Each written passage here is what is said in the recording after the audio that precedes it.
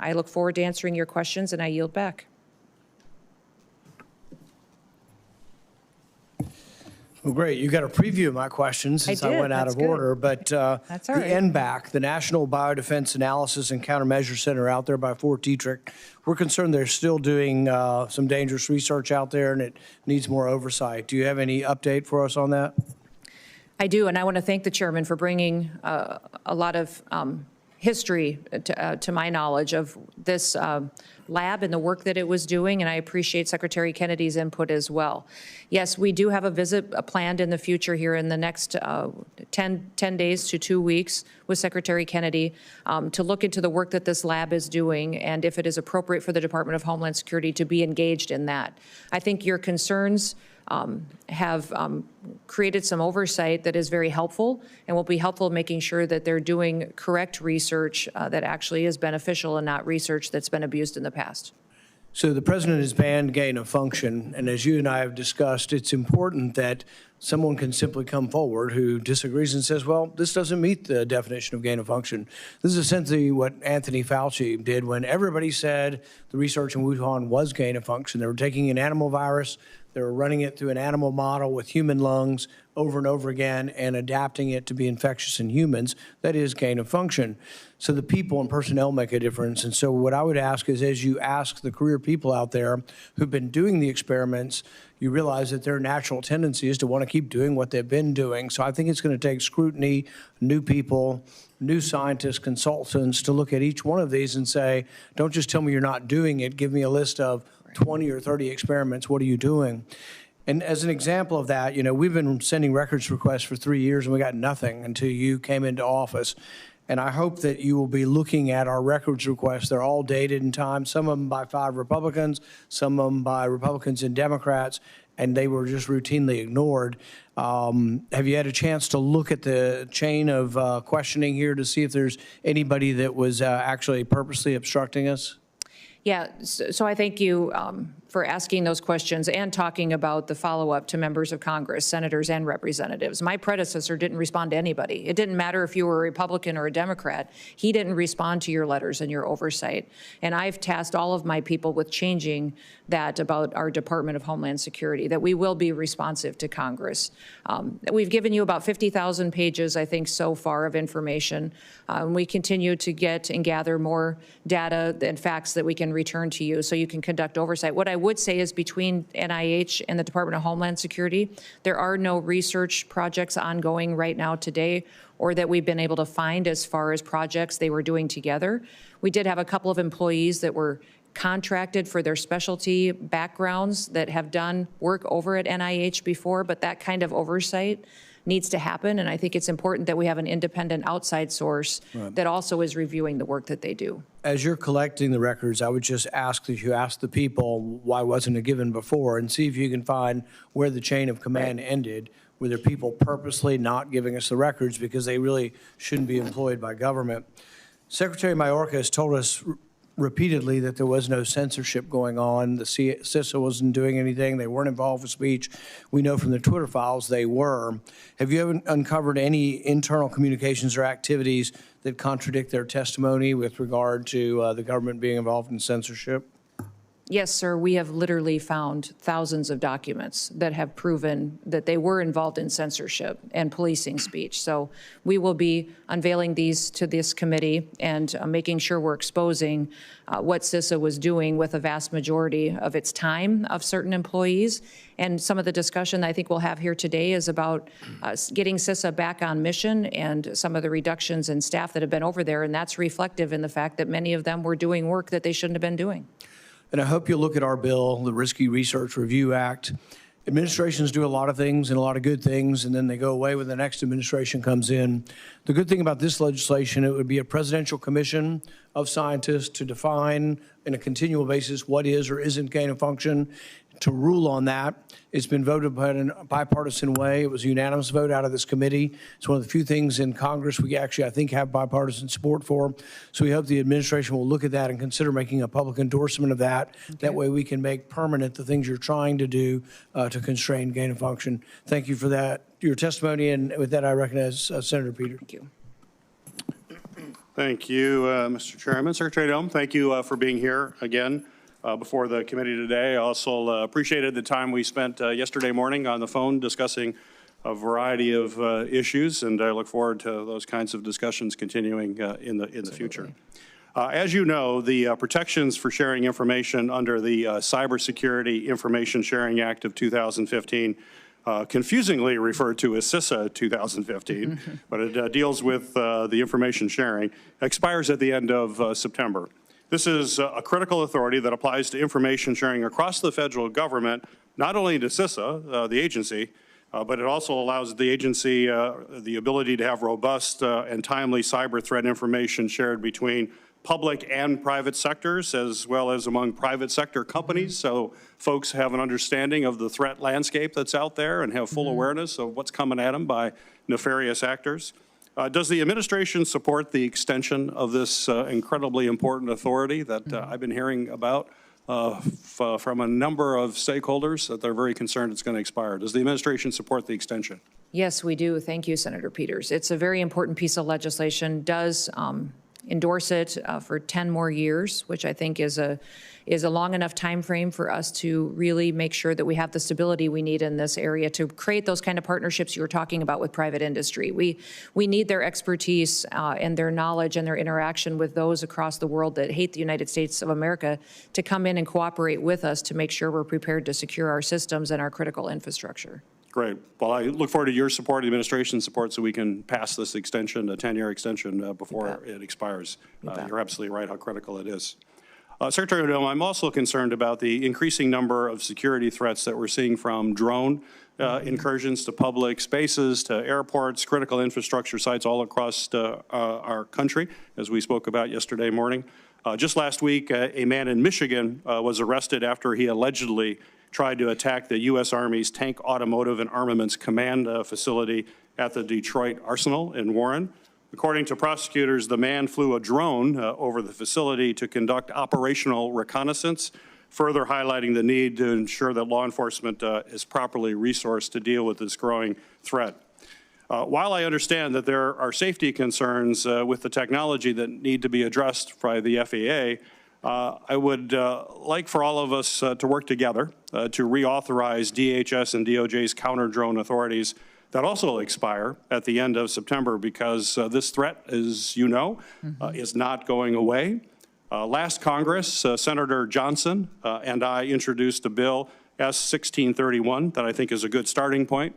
So my question for you, Secretary Noem, is can I get your commitment that we can work together to not only reauthorize these authorities on a long-term basis, but actually strengthen those authorities to make sure we deal with this persistent threat?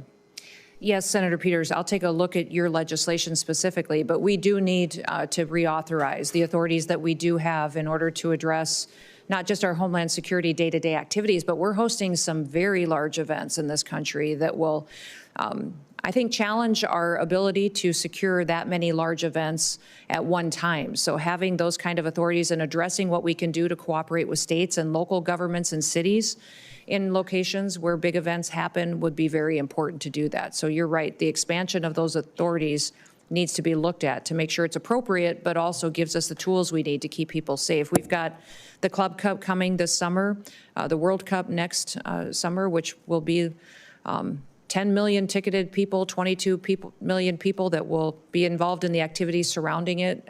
The Olympics coming. Right. That's important we address this now so we can be proactive. Yeah, absolutely. Well, I appreciate that. Senator Johnson and I would appreciate it. And our biggest supporter for our bill is actually the National Football League, who have real concerns about their games. We've already had games interrupted, and it could be more serious at some point. Secretary Noem, 2 weeks ago during a Senate appropriations hearing, you told me very clearly to the questions that I had that CISA was, quote, back on mission, end of quote. If this is accurate, my question is, why is the administration proposing to cut $500 million from an agency's budget for an agency that's on mission right now, when those activities you previously described as off mission, specifically election security work, cost about $20 million. Those folks have been let go. They're no longer there. I can understand a cut of $20 million, but this is a cut of $500 million. So specific, if you could tell this committee what specific activities or departments at CISA does the department plan to cut as a result of these very large proposed cuts? And if you could please give some specific examples of offices and programs. And as you know, the CISA statutory requirements are extensive. You have a lot on your plate. You have a lot to cover. You need to have resources to do that. But this is a pretty significant cut in funding, and we need to know exactly what protection will not be offered after these cuts go into effect. Yeah, we will continue to fulfill all the statutory requirements that the Department of Homeland Security has and has given to CISA as in the work that it does. Putting it back on mission means that it fulfills the responsibility of why it was created, and that's to be the cybersecurity agency of the nation, to go out and secure our critical infrastructure, work with small and medium-sized businesses and states and localities to give them the insight and wisdom they need to make sure that they're not vulnerable to hackers or nefarious activity. Getting rid of censorship, getting rid of the Ministry of Truth at CISA, the employees that were duplicative, that were fulfilling roles that wasn't related to cybersecurity was something that we addressed. I would say under the president's budget, cybersecurity is only strengthened, and we're doubling down on the need to build private and partner with those individual industries that have the expertise and knowledge that we've lacked for so long. And they're looking for some more abilities to do new things for this country as far as giving us insight into nefarious activities. But they do ask that we give them some level of protection from liabilities. And I think you're very familiar with some of their concerns. I want to work with you to see what we can do to address those needs so that we can have the information we need to really, truly secure the country. One of the biggest alarming things, and I think I visited with you about this before, was that we still don't necessarily know how to stop the next Volt typhoon. And private industry can help us with that, with their knowledge. They see things that we don't, and that partnership could be strong and make sure that we're not just spending more dollars with no means to an end, that we actually have an end that relies in and ends with a more secure United States of America. I look forward to working with you on that. Thank you. You bet. Senator Johnson. Thank you, Mr. Chairman. I'll point out the ranking member did get 7 minutes. Sorry. But Madam Secretary. No need to be sorry, Madam Secretary. Maybe. Madam welcome. Thank you for your service. I think you've probably seen this chart. Yes. Why don't you bring it a little bit closer here? For the first time, I've brought this chart and it's showing good news. For the previous 4 years, it described a disaster, a catastrophe, a clear and present danger to this country. And one of the reasons I want to point it up here is to point out how we were lied to during that entire 4-year period by the administration, reinforced by our colleagues on the other side of the aisle, saying we had to have Congress act. We needed legislation. Right. But the fact of the matter is, no, we just need a new president. We need President Trump. Now, I would have been happy to pass a bill to reinforce President Biden's authority to secure the border, but he didn't want to. I think what's clear about this chart is you can see when President Biden was considering re-election, he realized the catastrophe at hand was becoming politically unpopular, and so he used the executive authority that President Trump had used to secure the border in his first term, and he started actually making progress on that. So again, it's just important the American people understand that for 4 years, the Biden administration, reinforced by the folks on the other side of the aisle, lied bold-faced that President Biden didn't have the authority to secure the border. He wanted an open border. That's exactly what he got. Now, the question I have for you off this chart is, in his first term, took President Trump about 12 months to go from his peak of almost 5,000 encounters per day to a little over 500. Remain in Mexico, the agreements he had with the third countries, that type of thing. How could he do it so swiftly this time? This is literally a matter of months. In February is 418 encounters per day on average. In March is 355. And this is stunning success. I just kind of want to get your reaction in terms of how he accomplished it, how you guys accomplished this. I would say, Senator, that the president used not only the laws that were already on the books and started enforcing them, he also made sure that he talked about it and messaged it. Throughout the campaign, he talked about the need for a secure border.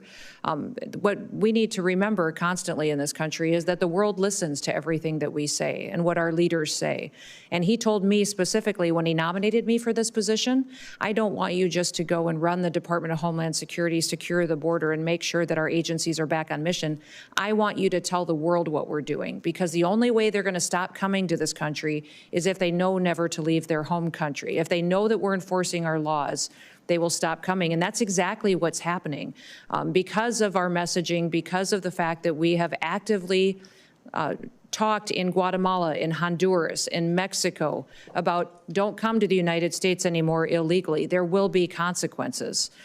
They have stayed there. In fact, we're showing now in the Darien Gap that it's reverse migration, that people that got to Mexico never even made it to the border. Now they're turning around and going back home. When I was in Mexico visiting with the president there and with government leaders, she said, specifically, they think there could be 500 to 600,000 people that just stopped in Mexico that turned around that were never even countered that reached our border. I think that's why in March you saw less than 200 encounters a day, and it was a historic low for this country in encounters, and it was because not only did he enforce the laws and show there would be consequences if you broke our laws, which is what our country was built on, he also made sure that we talked to the American people about why we were doing it, that it was for our safety and for our future, and that also to these other countries that it was no longer going to be the status quo of Joe Biden. And of course, that's a sea change the Biden administration welcomed. I mean, they encouraged, they incentivized people to come here. So this is a budget hearing. I do want to ask. In the first Trump administration, I have best information. We built something like 458 miles of walls. Cost about $6.6 billion, about $14 million per mile. Your budgetary request right now is for $46.5 billion, a lot more. That would, at the same price, build something more than 3,000 miles. So can you kind of square that circle, or circle that square, whatever? Can you explain exactly what are you asking for in that $46.5 billion? Why is the request so high when we were able to build so many miles in the first term for a lot less? Well, today the estimates are that building steel bollard wall will be over $12 million a mile, is what they're estimating. We have built about 70 miles of wall since the president has been in place, but that's been a mixture of permanent steel versus temporary versus a little bit of buoy barrier where it's appropriate that are waterborne. So again, the 12 million is less than the 14 million I had calculated. Yep. That would be way more than 3,000 miles. Are you really planning on building 3,000 miles? The problem that we have at the border right now is that we have CBP cameras and towers that don't work. We have some authorities there with the FAA on infrastructure that helps us do surveillance of areas where there isn't a wall that is not even operational. I would say 1 out of 3 actually are functioning today, which makes the individuals that are there work even harder. And we know that we talk about gotaways and what happens today. The truth is that there's portions of this border that we still don't necessarily know what happens there 24/7. So we need. We're $37 trillion in debt. I'm just going to ask that you and the department sharpen your pencil on that wall request. Yes. I think it's more than you need. Yes. Okay. Again, I'm happy to provide the support you need to secure the border, do the deportations, but we need to be very concerned about how much we're spending, and it needs to all be justified. Thank you. Thank you. Senator Hassan. Thank you, Mr. Chair. Good morning. Good morning. Madam Secretary. Secretary Noem, the White House Deputy Chief of Staff recently said that the Trump administration is actively looking at suspending habeas corpus. Last week you were asked about this, and I want to clarify your position because it's obviously really important to get this right. So, Secretary Noem, what is habeas corpus? Well, habeas corpus is a constitutional right that the president has to be able to remove people from this country and suspend their right to. Let me stop you, ma'am. Habeas corpus, excuse me, that's incorrect. President Lincoln used it. Excuse me. Habeas corpus is the legal principle that requires that the government provide a public reason for detaining and imprisoning people. If not for that protection, the government could simply arrest people, including American citizens, and hold them indefinitely for no reason. Habeas corpus is the foundational right that separates free societies like America from police states like North Korea. As a senator from the Live Free or Die state, this matters a lot to me and my constituents and to all Americans. So, Secretary Noem, do you support the core protection that habeas corpus provides, that the government must provide a public reason in order to detain and imprison someone? Yeah, I support habeas corpus. I also recognize that the President of the United States has the authority under the Constitution to decide if it should be suspended or not. It has never Let been. us be clear, though, It that has this never been president. done. It has never been done without approval of Congress. Even Abraham Lincoln got retroactive approval from Congress. So I have been asking executive branch nominees a simple question over the past few months. If the president orders them to break the law, I've been asking, will you follow the law or follow the order? I want to ask you a more specific question here. If the president tries to suspend habeas corpus and a federal court reverses the president's order, will you comply with the court order and uphold habeas corpus, or will you follow the president's directive? We are following all federal court orders and are complying with that, as is the president, and every decision that I make as well. That is obviously not true for anybody who reads the news. There are federal court orders right now, including returning somebody who was deported mistakenly. But to be clear, this is about a fundamental legal right that ensures that we live in a free society instead of a police state that would have a sham legal system like Russia or North Korea. So I'm glad that you have now committed to following court orders. I'm glad you believe in the basic freedom for Americans if ordered to do so by a court. And again, I want just to make clear that it is critically important that even if the president tries to suspend the right of people to know why they've been detained or imprisoned, if a federal court reverses that order, that you will follow that order. And I hope all members of the administration will, because it's obviously critical that some of the people, for instance, who've been deported by mistake, who didn't get due process, be returned in compliance with court orders. So now, let's move on to another issue. International criminal organizations target Americans with sophisticated cyber crime, including elaborate scams that robbed Americans of billions of dollars, with seniors in the United States losing $5 billion to scammers in 2024 alone. As artificial intelligence improves, so does the ability of criminals to deceive and defraud Americans.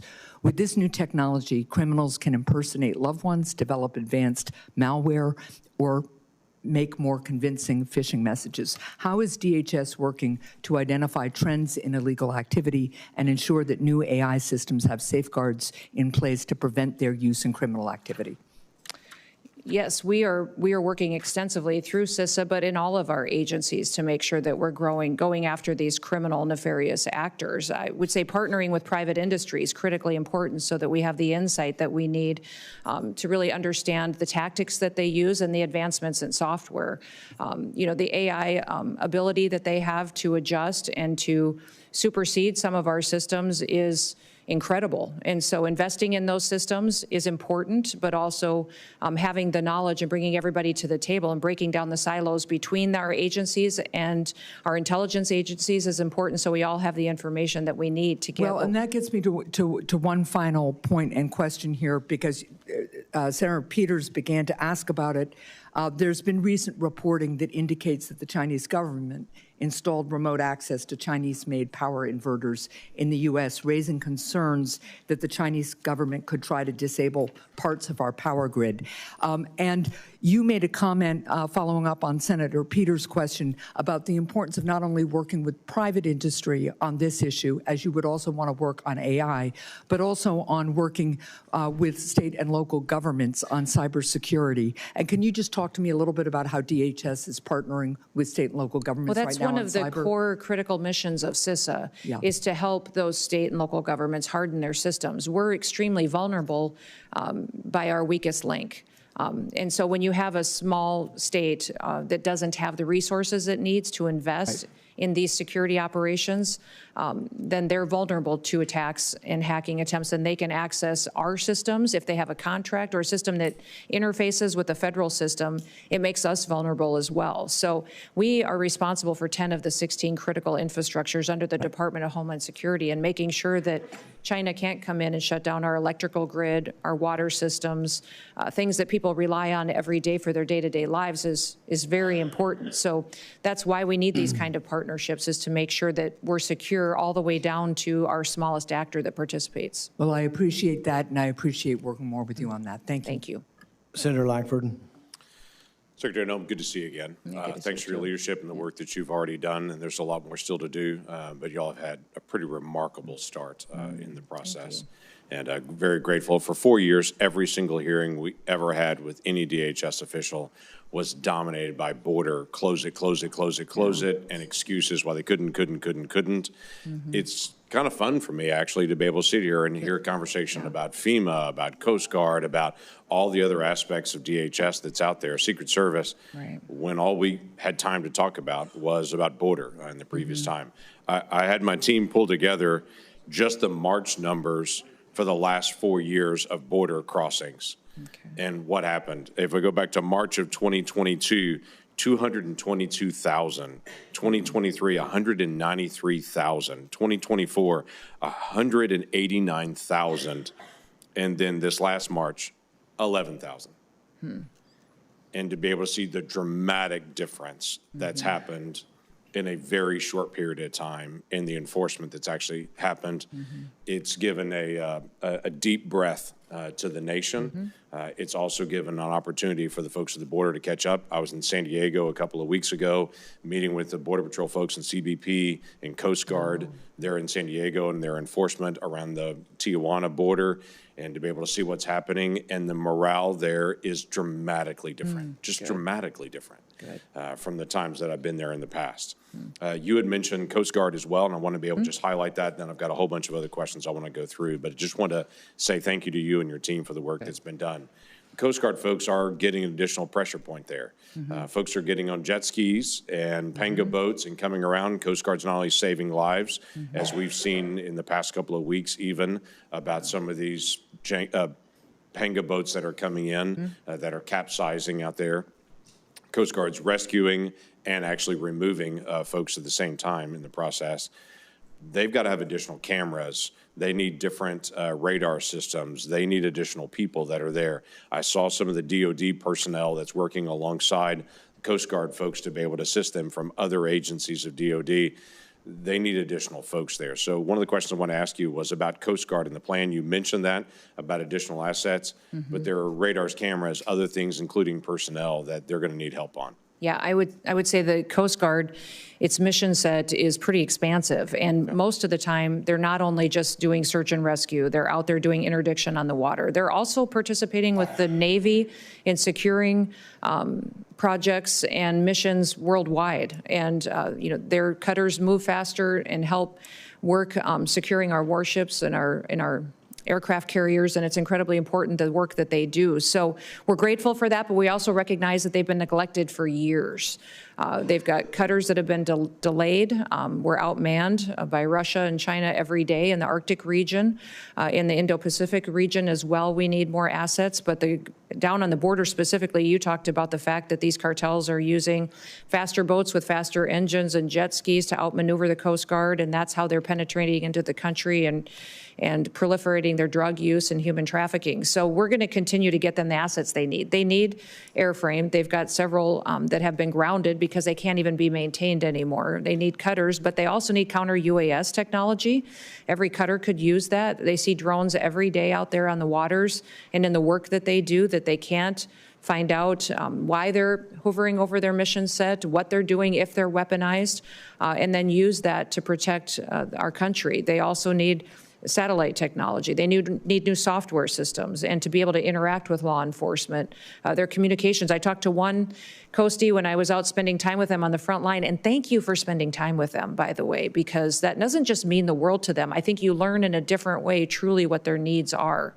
One was carrying around 2 radios that probably weighed 5 to 7 pounds each. And I said, why are you carrying 2 radios? And he said, well, this one's an old one that doesn't really work, but this one is even older than that doesn't have some of the channels this one has. But, I have to carry 2 of them to cover all my bases. And, I wish we could get the newer one. Then I could put both of these down and it weighs half as much. So this guy's walking around with his belt filled with not only all of his other equipment, but also these radios. And it's that we can't afford to buy him a new radio that was already released 5 to 10 years ago, but we haven't upgraded for these individuals. So some of that stuff could be addressed and is very important for us to do so. Well, thank you. Thanks for paying attention to that as well. That's going to be vital for us in the days ahead. Just quick comment on a couple of things on this. our team has reached out to your team. There were a lot of things the previous administration would never turn over to us. We're doing some investigations to try to get data. For instance, on the Parole Plus programs that were done, we could never get any data on that. We're trying to figure out where are those people, what actually happened to all of them. And so we'd like to be able to get some of that information. So we've got several pending requests with your team just to be able to get those things. And the other thing is on the FEMA grants, based on the tornadoes and the storms that have come through much of the Midwest, including states like Kentucky and Oklahoma of late, some of the building resilient infrastructure and communities, some of those grants, there's a hold on, and we're just trying to be able to figure out the future of that. So just some additional information would help our communities to be able to prepare as well. Mr. Chairman, thank you. Absolutely. Senator Blumenthal. Thanks, Mr. Chairman. Thank you for being here, Madam Secretary. I'm sure you've seen the recent reports that your agency is going to sponsor a reality show, TV show, in which immigrants would compete for U.S. citizenship. Is DHS seriously vetting a reality show for immigrants to obtain U.S. citizenship? Your spokesperson is quoted in the Wall Street Journal. I'm going to ask that article be in the record, Mr. Chairman, if there's no objection, saying that, quote, it's in the very beginning stages of that vetting process. Each proposal undergoes a thorough vetting process prior to denial or approval. Sir, we have no knowledge of a reality show. There may have been something submitted to the department, but I did not know So anything you about can this confirm that reality you're show. not considering Until the it. reporter reached out, we told him we have no knowledge of it. We don't know what he's talking about, and they still printed wrong information. So that spokesperson article, said- in fact, they had to change it later because they lied so bad, and they had us on the record saying, I had no knowledge of a reality show, the department didn't. There may have been something submitted somewhere along the line because there are proposals pitched to the department, but me and my executive team have no knowledge of a reality show, and it's not under Your consideration. response is to confirm that you will not do a reality show There are no plans whatsoever to do a reality show. and that On your that. spokesperson was completely misquoted as saying that it was being vetted. That article was completely inaccurate and false. And the fact that they Let me printed go it to when they some knew of it was the false expenditures. was a dereliction of their work. Let me go to some of the expenditures that your department is making. $200 million for an ad campaign fawning over President Trump's supposed accomplishments. $21 million between January and April for transporting around 400 immigrants to Guantanamo Bay. About half of them were flown back to the United States. $6 million to El Salvador to imprison 300 individuals in a prison known for grave human rights violation, and many more, including $1,000 to immigrants wishing to self-deport. I understand one of the planes left within the last 24 hours. None of these expenditures are in your present budget. Aren't you going to run out of money before the end of this fiscal year? The continuing resolution doesn't cover any of them. No, all the dollars being spent are being utilized as authorized and appropriately for the Well, situation. none of them That have flight been that left authorized, yesterday, though, under the flight that- continuing resolution or any other way that we normally authorize monies. You're just spending recklessly, and it would seem wastefully, without authorization. That's against the law. Well, Senator, I completely disagree with you. I'm doing the job that the Secretary of Homeland Security is supposed to be doing, the one that the last secretary refused to do, that endangered the future of our You country. may think What you're I'm doing doing is the making job, sure we're but enforcing you our laws, operate and that under people who are here that are authorization criminal, illegal that aliens this are committee returned home. provides. You are acting in a way you think you're doing your job, but The you American also have a people responsibility told to us follow to the do law. this job. The American people overwhelmingly in the last election said, we want a secure border. We want to make sure that no They did longer not tell are the you scales of to justice act tipped in favor outside of your legal criminals. authority and spend money that is not in your budget All money is authorized being by spent this according to how it Congress is or authorized any and other Congress. appropriately. Let me ask you about the money that is being used to supposedly repatriate Afghan allies, refugees to this country from the Taliban, Ukrainians who have fled here from Russian aggression. Can you confirm that money is being taken from the foreign aid allocation? Are you talking about the temporary protective status program? Correct. Yeah. So the repatriation supposedly of those individuals here under the temporary protected status program. yeah, so we do have thousands of individuals that are here that have been protecting or been participating in the TPS program. That has been reevaluated to see if that program is still being utilized the way that it is supposed to be, as intended by Congress when it was laid out. But there are If that is documents always that have intended been to be. publicly reported that say the administration is going to use money from the foreign aid program, AID, to send those people back to countries where they will be persecuted, tortured, and perhaps killed. We're encouraging. As the Afghan allies would be. Let me finish my question, Sure. ma'am.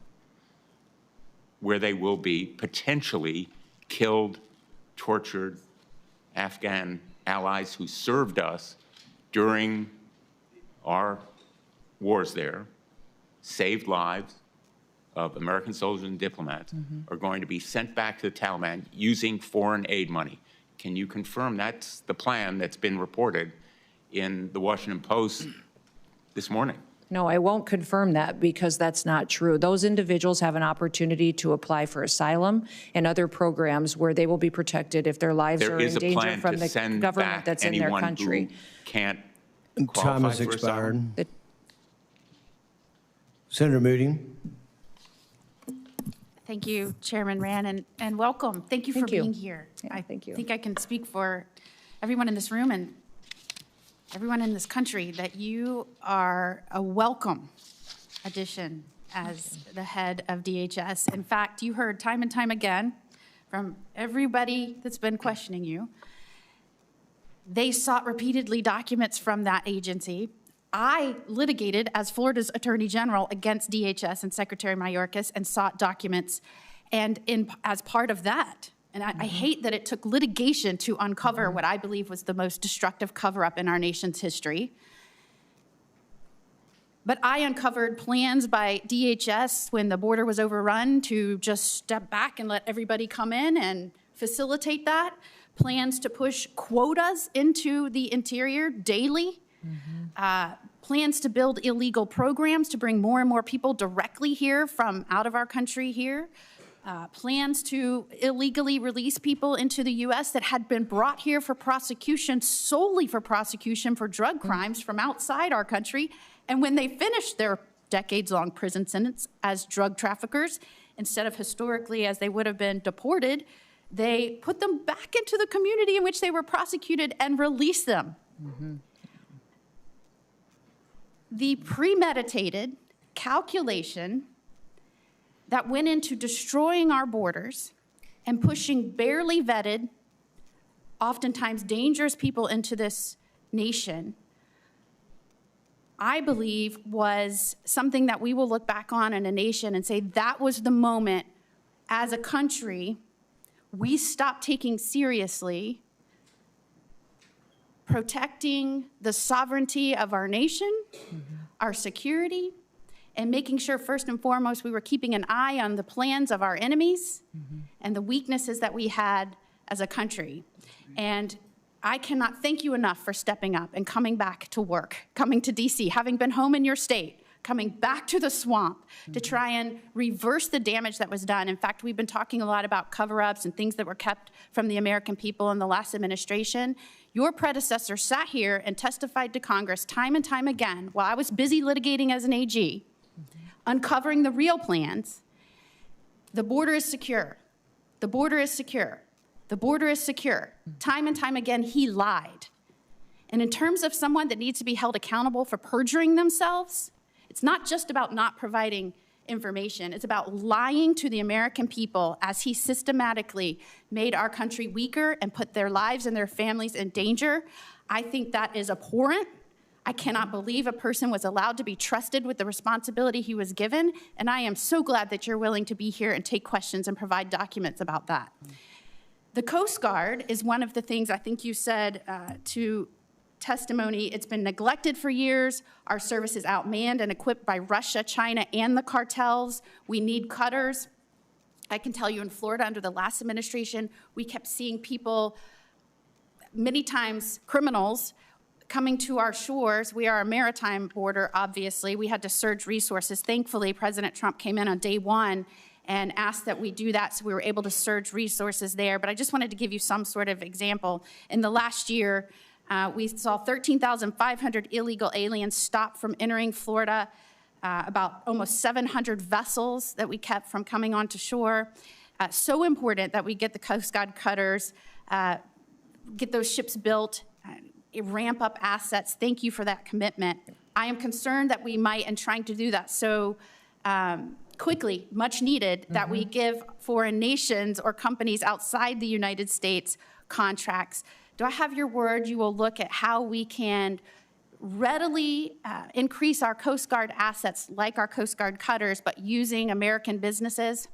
Absolutely. That's one of the things that Force Design 2028 focuses on, is making sure that we're building those kind of partnerships to meet the needs that the Coast Guard has. And I'd say our greatest asset is our people. I'm so thrilled with the fact that Coast Guard recruitment is at 108% of its recruitment goal, just because of the excitement to serve in a fleet that gets to do its mission again and recognizes that it's been neglected for too long, but there's a focus and a recognition of the important work that they do. And certainly Florida has participated a lot with a lot. Partnering with not only in Texas at our southern border, we've sent assets there, but we are ramping up our own assets to complement what was not provided to us in the last administration. Thank you for your dedication to making sure that's provided to us so we can secure our own maritime border. Appreciate that. Absolutely. Absolutely. Thank you. Perfect 5 minutes. Thank you. Senator Kim. Thank you, Chairman, Madam Hi, Senator. Secretary. A press release came out from the Department of Homeland Security a couple days ago. It said that members of Congress in New Jersey that went to the Delaney Hall ICE detention facility could, quote, could have just scheduled a tour. I guess I'd just like to hear from you if you can confirm that you understand that members of Congress by law are allowed to show up unannounced to conduct oversight visits of ICE detention facilities. Yes, they can conduct oversight, but Senator, what I would ask is that they understand that that doesn't mean they could show up with a mob with the intention to break in and assault law enforcement officers. That's what happened at Delaney Hall last week. You're familiar is that those individuals and those members of Congress were surrounded by criminals, creating criminal and perpetuating criminal acts. You understand but that when they you were show up already and ask for a within tour, the we've facility. facilitated every single tour that every member of Congress has wanted. We've always done that, and we have to, when we have a tour, also make sure that we've addressed security concerns and have enough staff and all of that, and we were accommodating that when those individuals showed up and they decided instead to break in.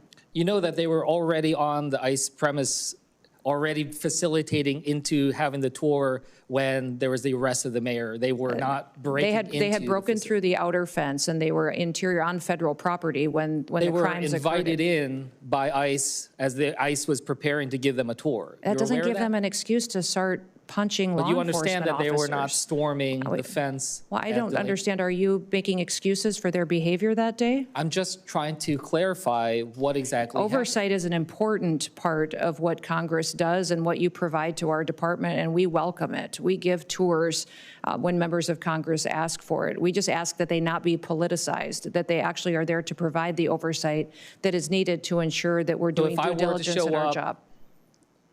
And if I were to show up at ICE detention facility unannounced, I would be let in. Yes, I would ask that you would be allowing us to secure the officers that we need to give you an appropriate tour, that we'd be able to cover the other bases and posts that they would have to leave to come and facilitate that. We may have to call other people in to help cover some of that because of the extra responsibilities, but we can do that. I've done this before. I just wanted to make sure I heard that from you. I wanted to just go back to something that was raised earlier about habeas corpus. Can you confirm to us that you understand that any suspension of habeas corpus requires an act of Congress? President Lincoln executed habeas corpus in the past with retroactive action by Congress. I believe that any president that was able to do that in the past, it should be afforded to our current day president. This president has never said he's going to do this. He's never communicated to me or his administration that they're going to consider suspending habeas corpus, but I do think the Constitution allows them the right to consider it. When we saw what happened with, how many times has habeas corpus been suspended in our country? Once that I know of. 4 times. For certain. I'm not certain if those were. The instance that you were referring to was one where the courts subsequently showed that Congress is the one that has the ability. Do you know what section of the Constitution the suspension clause of habeas corpus I is do in? not. Nope. Do you know which article it is in? No, I do not, sir. Okay, well, it is The in Article suspension. 1. Do you know Okay. which branch of government Article 1 outlines the tasks and the responsibilities for? Yes, Which one? Congress. Yes. Stephen Miller has said that he is actively considering, that there is active consideration of habeas corpus. Have you had a conversation with Stephen Miller about suspending habeas corpus? I have not. When it comes to FEMA, this is something I'm concerned about, being from New Jersey. You know, we've had challenges with Superstorm Sandy and others in the past. I was alarmed when I saw some reports that the acting head, Richardson, said last Thursday that he's about 80 to 85% done with the hurricane season plan, given that we are just days away from hurricane season beginning. I just wanted to ask you, is he done with his hurricane preparedness plan? He is working diligently with the employees at FEMA and are prepared for hurricane season. What you Have you seen this referenced, plan? Have you seen this plan? Is he yes, I've been presented it to actively you? engaged in hurricane response and preparation. seen We're the plan? pre-staging people, pre-staging equipment. Is that We're plan making sure that something- we have tabletop exercise we're running through with all of our regions on what their response will be. It's been very extensive how we've laid out this plan. And What- will you be able to share what- that plan with this committee? I will check and make sure Yeah, that if I you can can, check but on I would think that we would be able to do Okay. that. I can't Just see any one- reason that would Just be. one last thing. A couple weeks ago, you said that you were considering restarting in-person training at the National Fire Academy. I just wanted to ask if you're prepared to tell this committee that that you are moving forward with restarting in-person trainings. Yes, the plan is to do that again, so. That has been approved yeah. to restart? Yes, it has been. Okay, thank you. And with that, I yield back. Senator Scott. Sure. Thank you, Chairman. First, thanks Secretary Noem for being here today. I want to take this opportunity to thank you and President Trump for returning the Department of Homeland Security to its core mission of securing the homeland and making communities safe again. We had an increase in threats under Biden and a complete open border. You have prioritized our border. Daily border encounters have plunged 95% since President Trump took office. Is that correct? That is correct. You're finishing the border wall. In 100 days, DHS already has 85 miles of new construction, either planned or under construction. That is correct. That sound right? Yes. The Trump administration has reunited nearly 5,000 unaccompanied children with a safe relative or guardian after the Biden administration completely lost track of over 300,000 of these vulnerable minors. That sound right? That is correct. The United States Customs and Border Protection and the U.S. Coast Guard have seized nearly 232,000 pounds of fentanyl and other illicit drugs, stopping them from ever reaching American communities or Florida shores. Sound right? That is correct. And you are bringing accountability to the agency. It's incredible what we can do with a willing partner like you and President Trump, who actually want a secure border and enforce our laws. Secretary Mayorkas testified repeatedly before this committee and lied to my face, saying that our border was secure. Clearly, it was not. Worse, the Biden administration dismantled every process and system we had in place to secure the border and allowed millions of illegal aliens, including hundreds of known terrorists, to come into our country unchecked and unvetted, wreaking havoc and bringing drugs. They were welcomed into our country by Mayorkas and the Biden administration. Secretary Noem, you've been working for months to fix the mess your predecessor left behind. Is the border secure? Yes, it is. Besides additional resources, which you clearly need, what legislative fixes do you need from Congress to maintain a secure border? Well, Senator, thank you for the question. This border is the most secure border that we've ever had in the history of the United States of America. But what we need to do is address the areas that are still vulnerable. And those areas require technology, wall infrastructure, more individuals at times. We need surveillance equipment, camera equipment to be fixed. Only 1 out of 3 CBP cameras are really functional right now. So the reconciliation package is incredibly important for us to have the resources we need at the border, but also to make sure that CBP can continue to do their work that they do of our ports of entry, assessing tariffs and collecting duties, all of that. But beyond that, reconciliation has needed assets for other areas of our national security portfolio. The fact of the matter is the Department of Homeland Security is one of the largest agencies with one of the smallest budgets. And the task that we have taken on is gotten more and more complicated all the time as things move online, cybersecurity, bad actors get more sophisticated. And now we've let these dangerous terrorists and cartel members into our country, in the interior of our country, that threaten the American public. They need to be removed and taken out, and we're fighting a court system at times as well. So that reconciliation package makes sure that we're able to do due diligence and the work that we do and really assure the American people that we're on watch for them. Beyond that, Remain in Mexico policy to be codified would be incredibly important to make sure we have stability in that policy going forward. Some clarity and credible fear would be wonderful to have if this body would choose to tackle that. That would help us not have to deal consistently with court challenges and tie us up fighting that battle when we really should be addressing security concerns. Miami is one of the 11 U.S. cities hosting matches for the upcoming World Cup.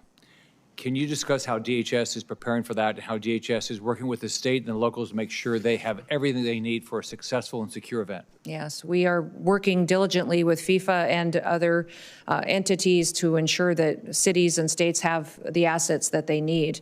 This will be an unprecedented world event.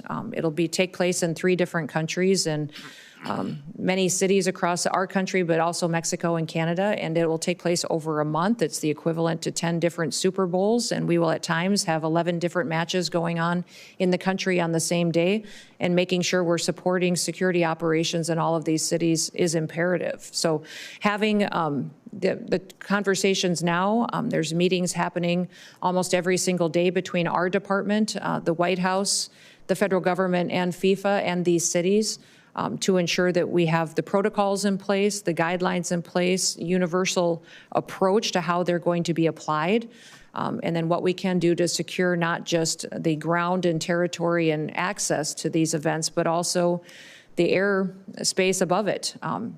We need counter-drone technology. We need to have jurisdiction to be able to make sure that we're dealing with those threats as they present themselves, but also make sure that we have the men and women that are trained and prepared to secure them going forward. It will be safe and it will be secure.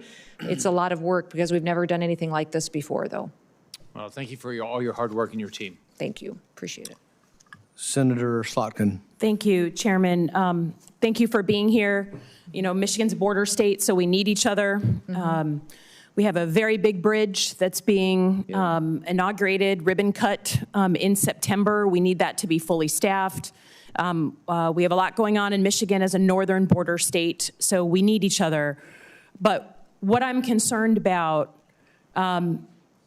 is that you've taken the mandate to close off the border beyond going after, as you say, the, quote, most dangerous illegal immigrants. I'm a CIA officer. I worked my entire life to protect the homeland. If someone's here illegally, they need to not be here. They've committed a crime by being here. They need to go back to wherever they're from. But my concern is that either through sloppiness or intent, you have gone far beyond going after the, quote, most dangerous illegal immigrants and gone into legal immigrants who were given the ability to be here, and even American citizens.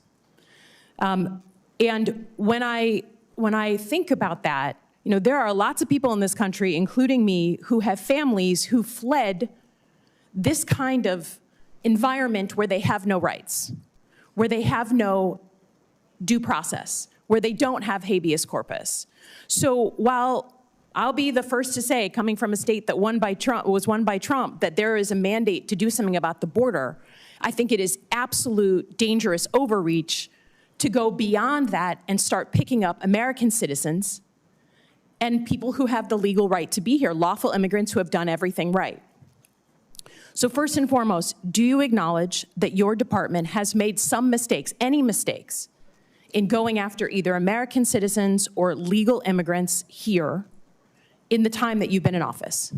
We have not deported any U.S. citizens. Detained? Or people get interviewed. If they get interviewed and they go through that process and if we find that they're U.S. citizens or legal immigrants, they stay in the United States. Have you deported we have to go through the vetting process. Have any American citizens, including children, been deported during your time in office? We have children that mothers have chosen to keep with them. So those by my mothers count, you have 10 American citizens, including children with cancer, who have been deported out of the country. I understand you're saying it's their choice. But the mothers, it's hard to imagine a small child having a choice. But have you gone after legal immigrants? Again, your standard in your opening statement was the most dangerous illegal immigrants. Does that include PhD students and master's students at colleges across the country, unarmed? Are they the most dangerous illegal when they have status and no weapons? I don't decide who gets status through a student program. This Department of State decides that, and we enforce it. Oh, come on. That's what our Department of Homeland Security does. I just would offer Those that, again, I have programs no qualms with going after folks who are here illegally. That is not my concern. That was part of my job, was to prevent people from coming here illegally in a former life. My concern is you're sending a chill down the spine of America by going after people who either have legal status or American citizens. And when my colleagues ask you about habeas corpus, and you say, literally, we can review the tape, that you believe it's a right the president has, you sat here in front of all of us and swore an oath to the Constitution, and that is not at all what habeas corpus is. It is a right that we all get, that American citizens get, that people who are in the United States legally have. So my concern is it's complete overreach. I don't think American citizens, even those who voted for Trump, believe that you should be able to just grab someone off the street, sloppy, who has the legal right to be here, and certainly an American citizen. And I just am concerned that while you say you're going after the most dangerous folks, what you're actually doing is going after folks for political reasons, right? A PhD student that's unarmed is not at the top of the list. And we're not deporting U.S. citizens, and we're not deporting people who have legal status here. 10 American citizens If the children have gone deported. with their parents, it's because their parents wanted them with them. So let me ask you another question about cybersecurity. You know, you've cut $500 million from the budget. What specific programs are you cutting? Because there are programs that really aid states and locals that we depend on for cybersecurity. And we know that right now, while we may have good security in the federal government, if you are a local state official, you're depending on the federal government. So have you cut the ISAC program, the program to states and locals on cybersecurity? The president's recommended budget has a reduction in $491 million. Does it cut that program? I've heard the talking point. And what it's doing is putting CISA CISA back on mission. And it's you can't ensuring say that this is the most cybersecurity is going to be strengthened. You cannot say it's the most cyber secure administration if you're cutting the program to my state and to your state. It will and if you be look when on record, that's what you've cut. I yield back. Time has expired. Senator Hawley. Thank you very much, Mr. Chairman. Secretary Noem, good to see you. Welcome. Congratulations on securing the border in a record amount of time. The last administration came and sat where you're sitting for 4 years and told us it couldn't be done, it couldn't be done. The border was just an intractable problem. It would take years to do it. You did it in the space of really 30 days, and now the United States southern border is secure. So thank you for your tremendous work on that.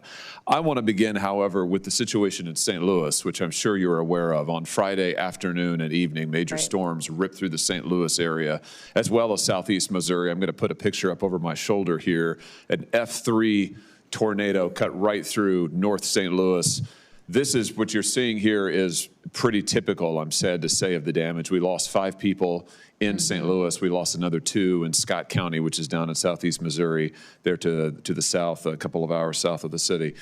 I spent much of the day yesterday just walking these neighborhoods and talking to residents, and this that you're seeing over my shoulder is what these neighborhoods all look like. These are areas that families have lived here. In some cases, I talked to one individual, one gentleman, and he said that his family had been there since his great-grandmother came to that neighborhood in 1919. So it's that kind of a community, and they are totally devastated. Yesterday afternoon, my governor requested an emergency disaster declaration to expedite FEMA funds to help the state just clean up. I mean, just clean up the kind of rubble now that you're seeing behind me.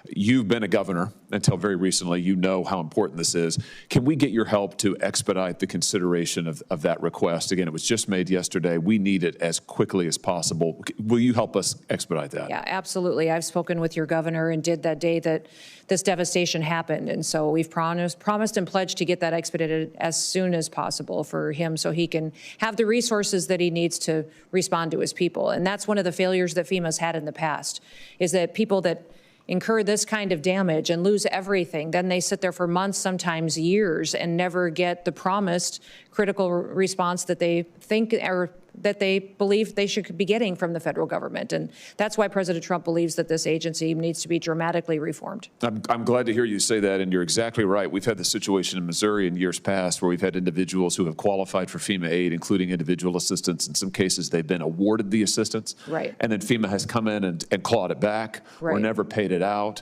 or never sent teams to help.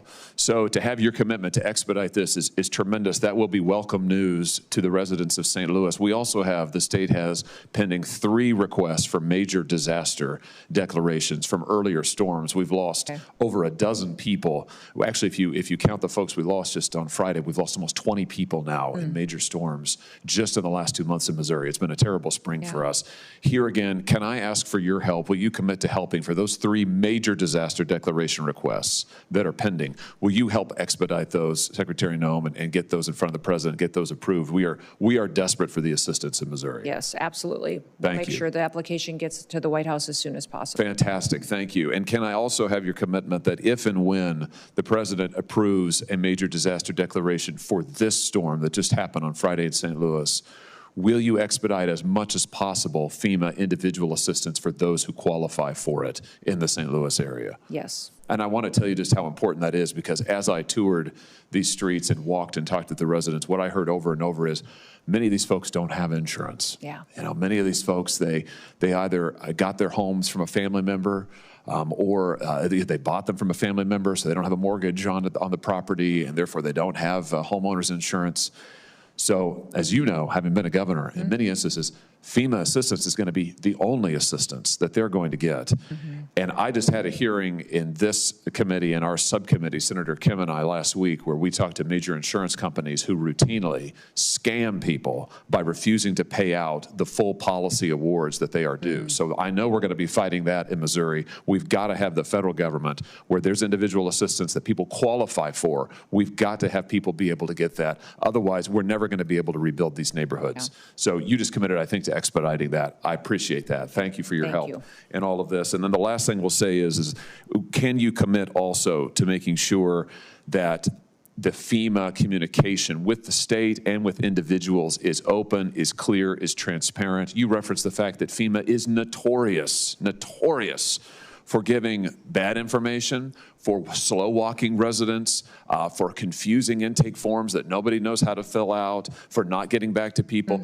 Can you commit to, as we deal with this disaster in St. Louis and others around the state, that under your leadership, FEMA is going to act with expedition, they are going to be clear in their communications, and they're going to follow up and give people the awards that they need if they qualify for it? Yeah, that's been the biggest challenge of FEMA in the past, is just the delayed response. People are counting on the assistance, and it never comes through. And the paperwork is too complicated for an individual many times to complete on their own. They need help and assistance. So that's part of the reforms that the FEMA Review Council will be undertaking. And we've got people that are frontline responders across the country that are serving on that council. And we'll take your insight as well. But we'll continue to expedite what we can with the framework we have in front of us, but do better diligence than the last administration on how we take care of people. Fantastic. Everything you said today is going to be very, very welcome news in St. Louis and the rest of Missouri this morning. Thank you for being here. Thank you for your service. Thank you, Mr. Chairman. Thank you.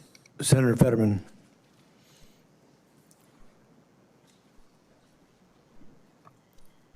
Thank you. Secretary, hi, hello. Hi, Senator.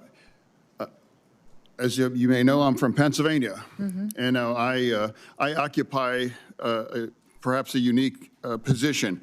I've been very, very, very pro-immigration, but I early identified the serious problem about the border, the security.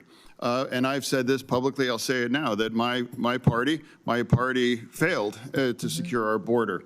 And we deserve to pay a political price for that. And I've been trying to find a way forward to move forward on those things. I voted for you. Not because you and I agree on a lot of political things and we're in different parties, but you're the secretary and I'm a member of this committee, so I believe we have to find a way to work forward together. And I'm not here for fireworks or to try to create like something to be clipped on TV. I'm honestly coming, asking for your help about a situation here. So now, I have a constituent, his name's Ramin, and he's an Afghani who served alongside our service members there in the war. He is a resident of Philadelphia. Now, he's a surgeon, and he saved American lives. And now he is waiting to be approved like a green card. And now he helped evacuate our forces through an airlift. Now, and his two brothers, and of course we can't name them due to their concerns, but they're trapped in Pakistan. And the risk for removal for Afghanistan, and they face torture and death because of their commitment for a free and democratic Afghanistan. They've saved American lives, and they have defended our forces in there. And now here, that's part of my concern right now. And if looking for help, honestly, and that's one of the reasons why I voted for you, because we want to try to find a way, because not all immigration is just about securing our border, we know, but it's about helping people that deserve to come to our nation after serving in such an amazing, great risk, or that is now. So there was the president's executive order suspending refugee resettlement now, but again, they kind of got caught up in the middle of that. And I'm not here looking for the theater. I'm just here to come because I believe they deserve to be here for the sacrifices and what they've put at risk.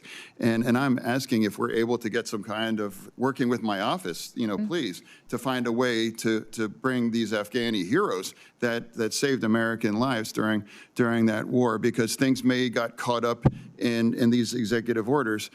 So that's really all I'm asking today.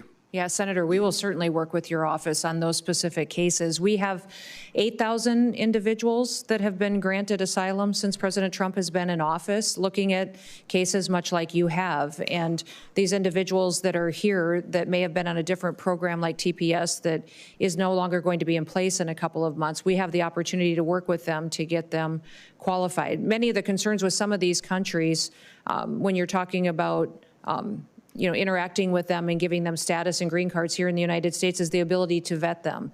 And it sounds like the individuals that you know have been thoroughly vetted and in partnership with the United States. And so that is something that we'll look at and we'll certainly work with you on, recognizing their service to our country. Yeah, I would be profoundly grateful if my office can work with your team, and perhaps even with state as well too. So that's all this is about too. Yep. It's a political truth that we have to find a way to work together, because there are truth, and it is not owned by one side or the other. So I look forward to finding a solution here. Okay, thank you. Thank you. Thank you, Senator. Senator Moreno. Secretary Noem, thank you for being here. Thank you for your work. I just want to reiterate for the record, 93% drop in border encounters. Is that accurate? That is correct. And are you aware that during the Biden-Harris administration, we had 4,000 aliens that died along the journey to come to America? I wasn't aware of that specific number, but it doesn't surprise me.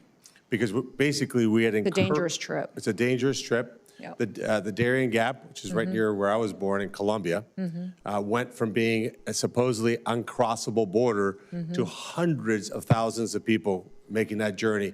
Who benefited from our open borders policy under Biden? Oh, I would say Joe Biden certainly did. And the drug cartels that made tens of billions of dollars? Yep. And who was the victim? Certainly American citizens. American citizens, but those who chose to come to our country at that time, believing that they could come without any consequences. And obviously the drug cartels are drug cartels that became human traffickers at scale and used that human trafficking as a disguise to allow illegal fentanyl to come into our country. And what's been the ramifications of that? What have you seen firsthand when you go to the border? What do the agents tell you about the fentanyl that's coming across the border?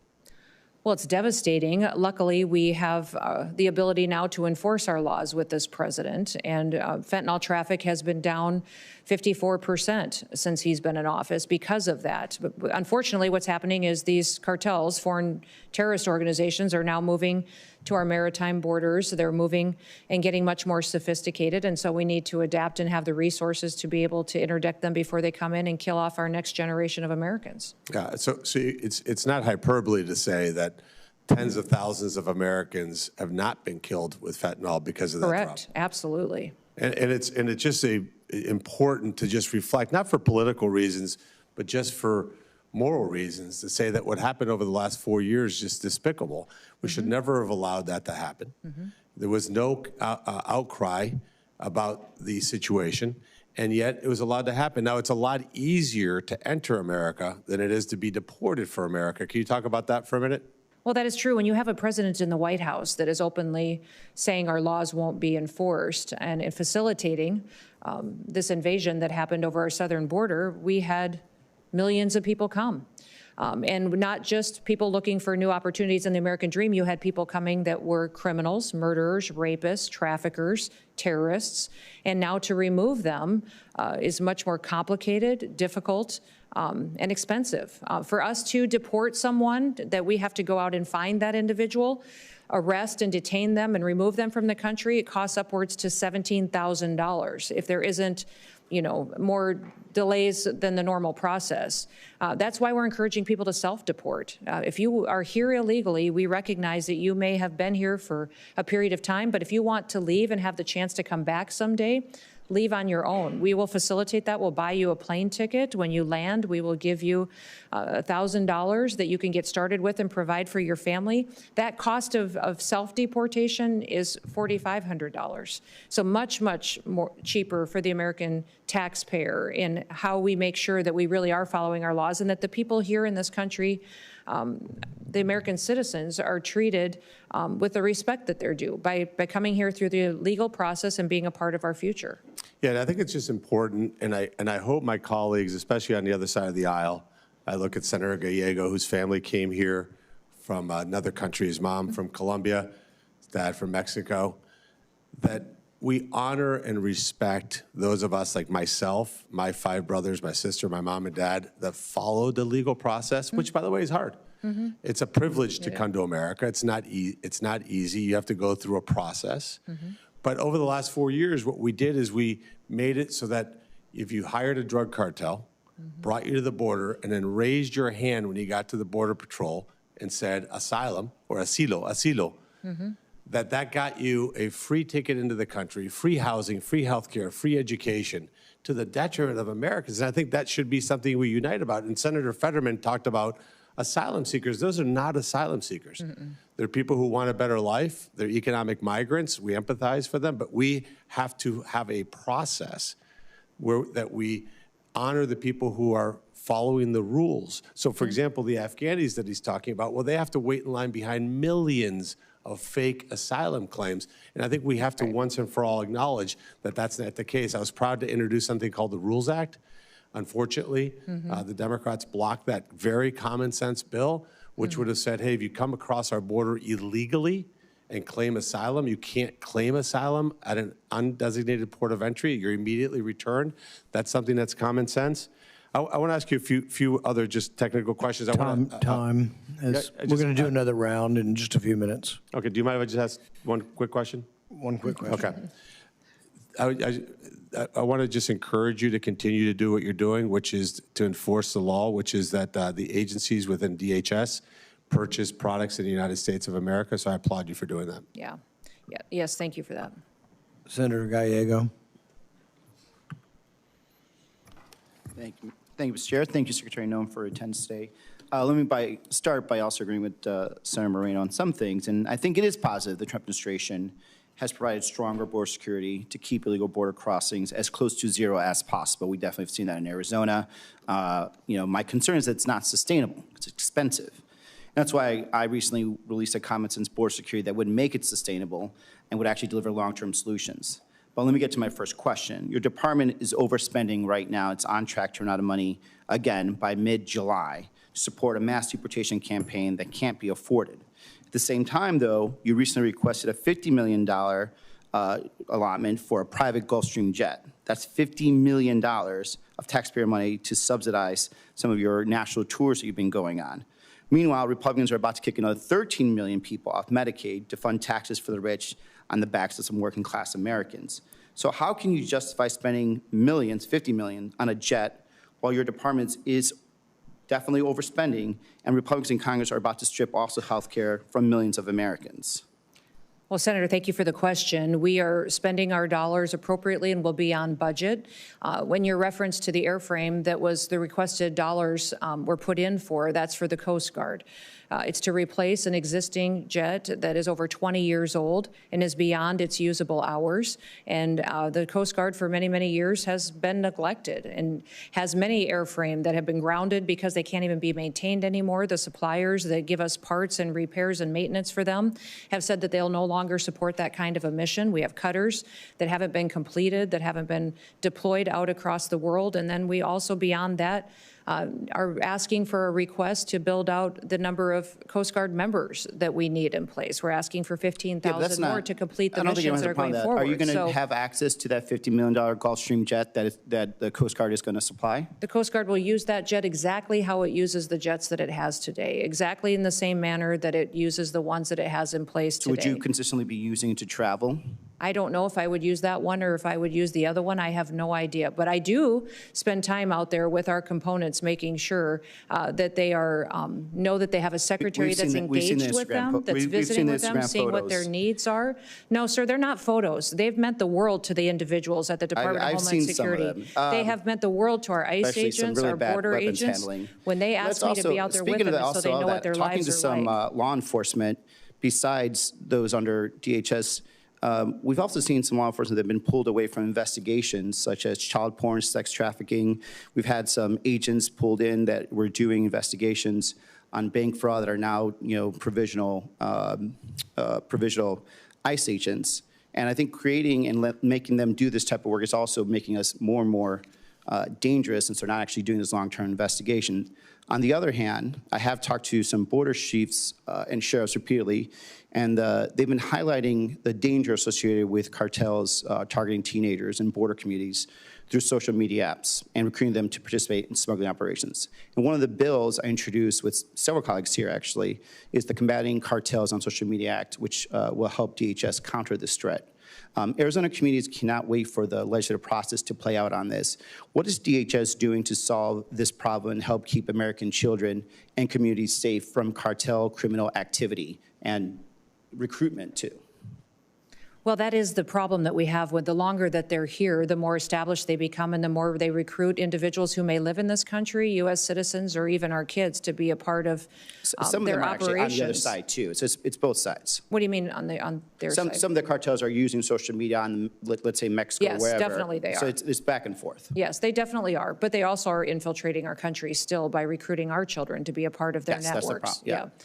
So we're working with not just the experts that we have within CBP and ICE, but also using our other components to address some of the sophistication that we've seen in these apps, as far as CISA and partnerships that they may have with private industry that can give us insight in what we can do to deploy our own counter-terrorist activities and applications to those systems, what we can do to make sure that we're stopping their ability to communicate with our children and bringing awareness. The Department of Homeland Security has programs in different areas, such as the Know to Protect and the other programs you may be familiar with. Have you been able to work directly with the social media companies, though, not just through the legislative process? We have had conversations with the social media companies. And because by the time we get around to doing it, we're losing more and more people. So like having a very direct conversation in a concentrated effort to actually have outcomes is going to be quicker, because they have the option to do it. We don't have to come in and do it. They just choose not to, because they'd rather make more money than anything else.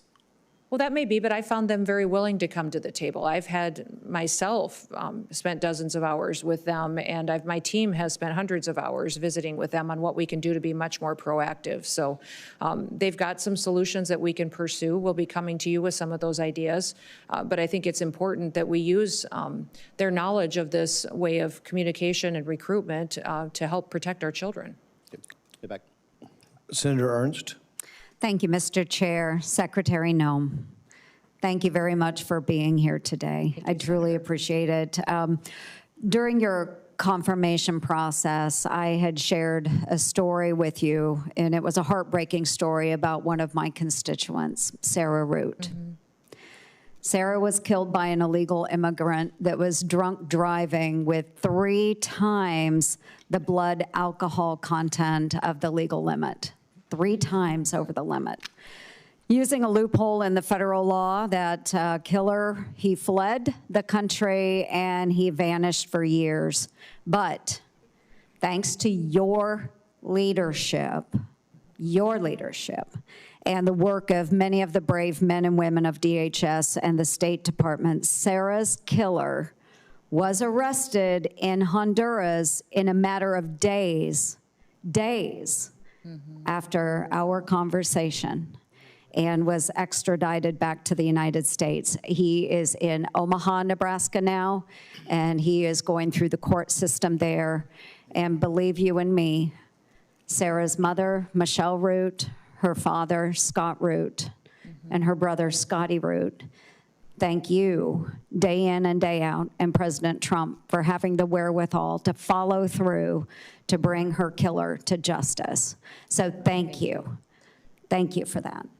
Well, thank you for telling Sarah's story. I know you had to for many, many years. That was the first time Honduras actually extradited someone for homicide.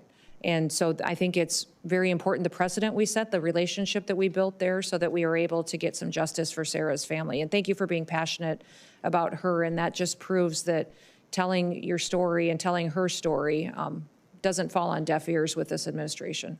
It certainly doesn't. And I want to take this time and just to point out the difference in the administrations. So after this killer fled from prosecution in the United States, he was on ICE's most wanted list. That was in the Trump administration. When President Biden came into office, he actually took this killer, Edwin Mejia, off of the most wanted list. They weren't actively trying to find him. Right. They didn't care about Sarah's plight, nor that of her parents. President Trump came back into office, and again, within that first month of President Trump being in office and you being sworn in, we had located him in Honduras and was able to negotiate for the extradition of this killer back to the United States. This family deserves justice, and I'm glad that they are getting it. So thank you, Secretary Noem. Just a few moments ago, you said that you have provided the committee, quote, with 50,000 pages from COVID and the origins. I haven't seen any of those pages yet. Will you commit to ensuring that I am able to see those 50,000 pages? Yeah, certainly. They were given to the chairman at his request, and I'll certainly forward and them those to you as documents well. those documents are up, and your staff does have access to them. Okay, great. Thank you. I appreciate that. I know that the Biden administration had blocked us from seeing that information. So I think it's really, really important that those of us on the committee that have pursued the origins of COVID have the opportunity to review those documents. So thank you. Just in the remaining time that I have, I want to talk a little bit about the DOJ work that we have going on, and you've been a very good partner with DOJ. And I want to commend your recent efficiency. You've enhanced election integrity, and you've saved taxpayer dollars. And in October of 2024, my home state of Iowa uncovered over 2,000 cases of non-citizens. Iowa, 2,000 cases of non-citizens registering to vote or voting after self-identifying as non-citizens at the DMV. This happens every day, folks. The previous administration, again, Joe Biden's administration, obstructed Iowa's request for immigrant verification records in the days before our federal election. This is unacceptable, and I'm grateful that you tackled this issue immediately. Some people may say 2,000 people, no big deal, but I will remind you that in one of our congressional districts, in the case of Marionette Miller Meeks, who's now a congresswoman, she won her race by six votes. It matters. Thank you, Secretary Noem, for doing the right thing, and I yield. Thank you. We're going to try to do a quick round of 5 minutes one more time. I'm going to gavel at 5 minutes so the secretary knows, everybody knows that's the end. We're going to try to move on to the next person to get you out of here. We talked a little bit about the wall earlier. The administration has asked for $46.5 billion for the wall. The border on the Mexican border is about 1,950 miles. We've fenced or walled about 700 of it. That leaves about 1,200 miles. There's 200 or 300 miles of it that probably never going to have a fence on. It's mountainous or just impossible to fence or wall. So I would say realistically, you got under 1,000. But let's just say there's 1,000. You really want to wall on 1,000. CBP says it's 6.5 million per mile. Your response today was 12 millions per mile. That means $12 billion for 1,000 miles. We're off here by a factor of 3 or 4 with 46 billion. Where's the rest of the 46 billion? The administration says they want 46 billion for a wall. You could pave all of it and still have, 34 billion left over. What's the 34 billion going for? Yeah, Senator, thank you for the question. We do have 702 miles of wall today. 598 of that are steel. The rest of that is temporary that's in place. Since the president's been in office, over 70 miles has been erected. We have 11 contracts that have gone out and allocated. We also have 5 more that are pending. Based on the dollars that have been requested, it's not just the infrastructure that would be built that would be the actual wall construction. It would be also surveillance equipment. It'd be cameras. The number's way off. 1,000. You could do 1,000 miles for 12 billion.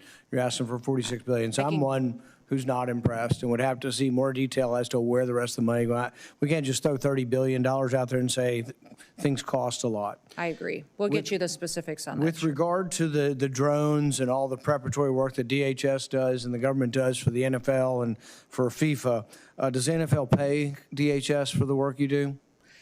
Boy, not to my knowledge. I will. Well, I mean, here's my point. The NFL makes billions of dollars. We're $2 trillion in the hole. I don't care if government shares their technology and government helps out the World Cup. They ought to pay. Yeah. People are paying hundreds of dollars for tickets. I mean, thousands of dollars for the NFL, for Super Bowl and things. They're also paying for FIFA. And so these people ought to pay. And so I'm one holding up these authorizations, and I'll let them go forward. But I want people to pay. I mean, it's ridiculous that the average taxpayer who could never afford to go to an NFL Super Bowl has got to pay for their security. Should the government help? If we have technology they don't? Perhaps. But they ought to pay. So NFL, FIFA, I think they all ought to pay. And we'll be insisting on trying to put language in that. If you're a for-profit entity and the government's helping you, you ought to pay for it. With regard to TSA Quiet Skies and Tulsi Gabbard situation, I suspect there are going to be other people that were caught up in this thing as well. I'm horrified by the idea that we took a former congresswoman and we're surveilling her and riding on jets with her. There was another story of an air marshal whose wife, might have been at January 6th or something, and now we're, have air marshals following another air marshal or his wife. So I want to hear the whole story of what happened. I want to hear that people have been let go, that they're no longer doing this.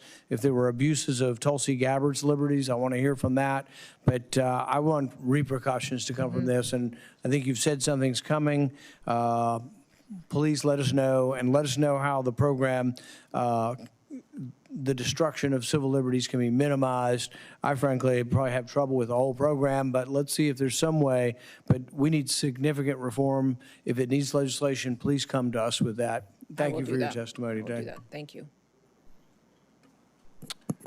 Thank you again, Secretary Noem, for being here. I just want to follow up briefly with Chairman Paul's questions about the cost of the wall, the billions of dollars that are going to be put forward. We do have to have accurate numbers so that we could look at that for funding it. But I would hope you also take a look at all of the cost of a wall, because there are a lot of other secondary kinds of defenses you have to put forward. I was at the wall. I've been with security folks. They tell me that a lot of the cartels have designed very sophisticated technologies to get over the wall. They're called ladders and they're called ropes. So a wall doesn't really do the job if there's not a lot of other background technologies there. So you just can't put out a cost for the wall. That's money that's not going to be as effective without everything else. So let's have a discussion about that. For the first time in U.S. history, the federal government, at the direction of President Trump, is moving immigrants apprehended and detained in the United States on civil immigration charges to Naval Station at Guantanamo Bay, which I know you're very familiar with. In March, I traveled to Guantanamo Bay with several colleagues to have a firsthand examination of the detention operations underway. And I certainly have serious concerns about the cost involved there. To date, can you tell us the total cost for detaining individuals at Guantanamo Bay? You want the cost per individual? Do you have that? I do not have that with me today, sir. I can get that for you. Well, I do have a number. Do you know how much it costs to hold an immigrant in ICE detention facility in the United States? Do you have that number? Now, are you talking per day? 100 and I believe the last estimate that I got was $142 a day, around in that approximately, per day? Yeah, but it's close to what I'm understanding. I understand it's $165 per day, so it's in the range.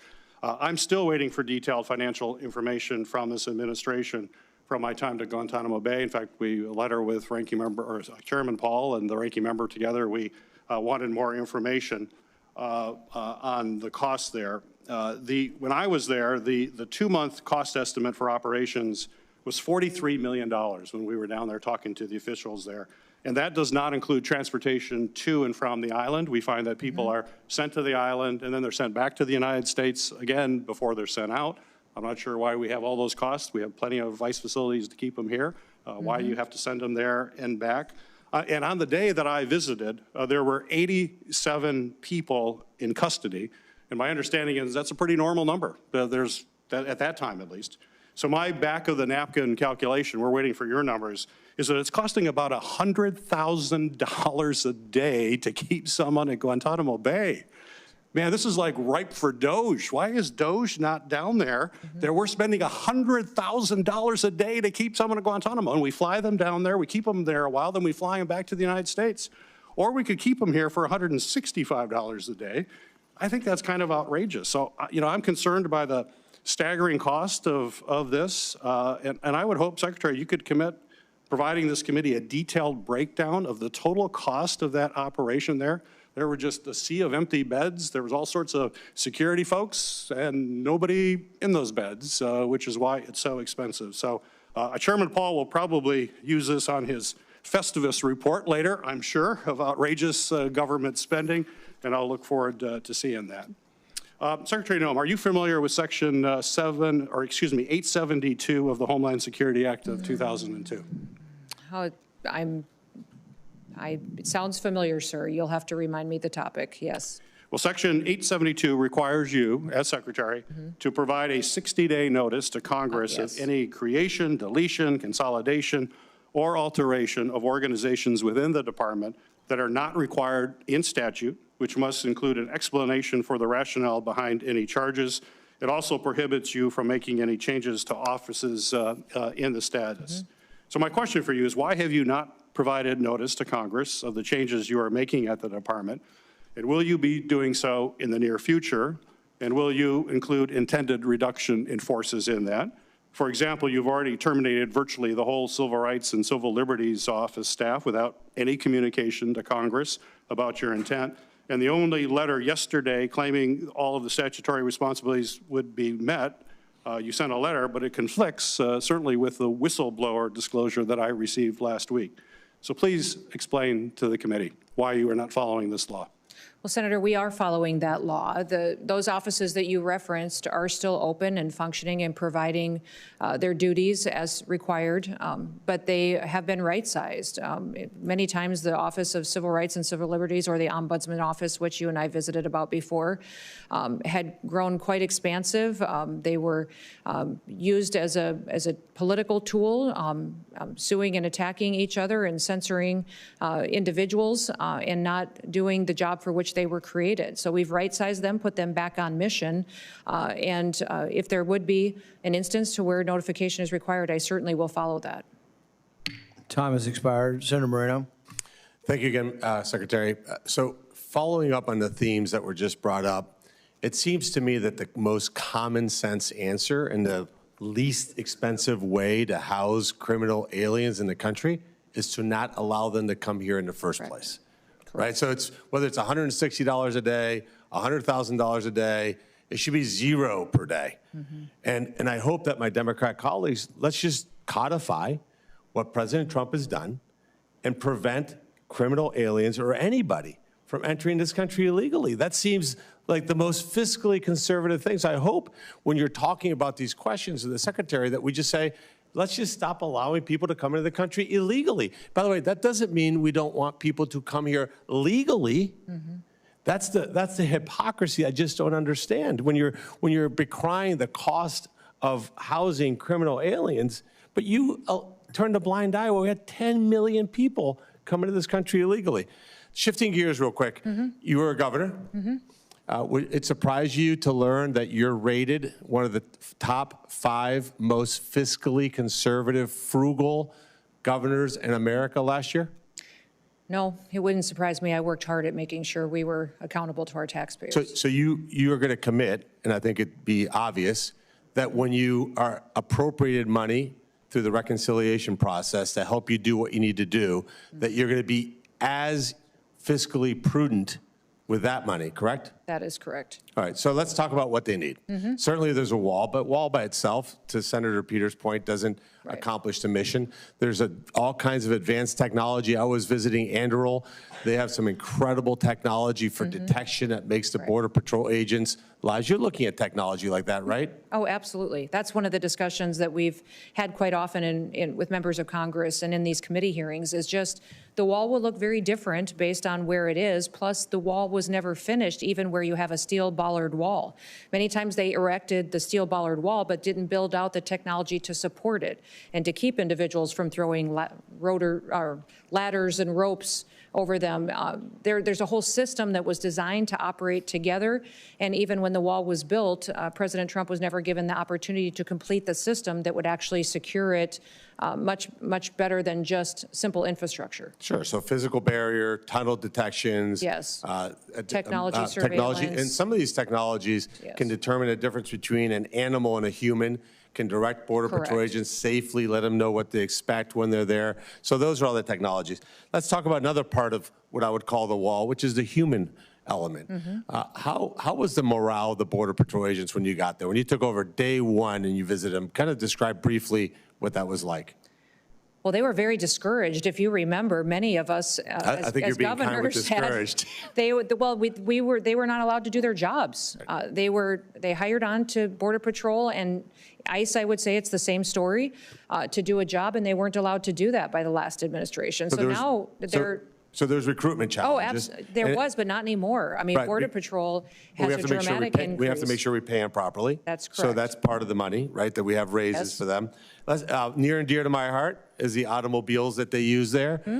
Describe the insanity of the kinds of vehicles that Biden and Mayorkas was giving. These are the most rugged terrains in America, boulders and rocks and hills. And they were sending F-150s out there with 17-inch wheels. And how many of the fleet was down just because of total and complete inability to accomplish the mission? At times, it was upwards to 30 to 40% of the fleet just was unusable, not able to be maintained. Times the percentage would increase based on the conditions to which they were deployed as well. And I know you and I have talked about this, but I just want to reinforce it on the record. We have a great company that builds cars in Ohio called Jeep. They make a Gladiator that would put giant tires and wheels on a car, and they would be an amazing Border Patrol agent. And I think even our chairman would love to see new automobiles so that the Border Patrol agents can do their job. And that's certainly part of the funding. Would that be something that you look at? Yes, it's something that we need to address. We have to. In order for them to do their jobs, they have to have the right equipment. Last question, is there anything else that we might not have asked you that you think is important for this committee to know? Well, I think that you've covered a lot of the components. We haven't discussed the Secret Service, and I know that that's been a big topic for this committee in the past. I have the ability and the responsibility to oversee the Secret Service, and I just want you to know that we've gone away from the DEI recruitment directive that the Biden administration has utilized to recruit agents and what their purposes are, and we've made sure that they have the ability to do their job and protect the most powerful. And one of the statistics I think you would find to be helpful is we have an over 200% increase in applications to work for the Secret Service because of the work that Sean Curran and his team have done to really tell the mission and story of what they do every day and how important it is. Thank you. Senator Blumenthal. Thank you. Secretary Noem, on May 5th, the Customs and Border Patrol, Border Protection, CBP, quietly rescinded, I'm not sure it's even been reported, their, quote, processing of pregnant and postpartum non-citizens and infants, end quote, policy, which was issued on January 28, 2022, citing it as, quote, obsolete or misaligned with current agency guidance and immigration enforcement policies. That January 28th policy memorandum followed years of inadequate care documented by a report from the Inspector General of the Department of Homeland Security showing that the treatment of pregnant, postpartum, and nursing women and infants was just horrendously and horrifically inadequate. And a recent site visit by Senate Judiciary Committee staff confirmed that this problem is continuing, that pregnant women being detained do not have access to adequate health care.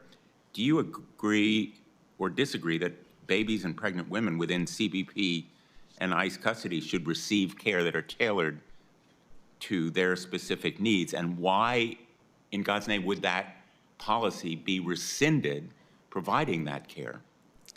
Well, Senator, I will look at the specifics of that policy and what was changed as of May 5th. I would say that everybody that's incarcerated or is brought into custody and is in a detention center is receiving appropriate care, and that we are making accommodations for individuals that have different physical situations or pregnancy. It's not happening. And so I will look at the specific policies as to why one of the requirements may have been changed or adapted.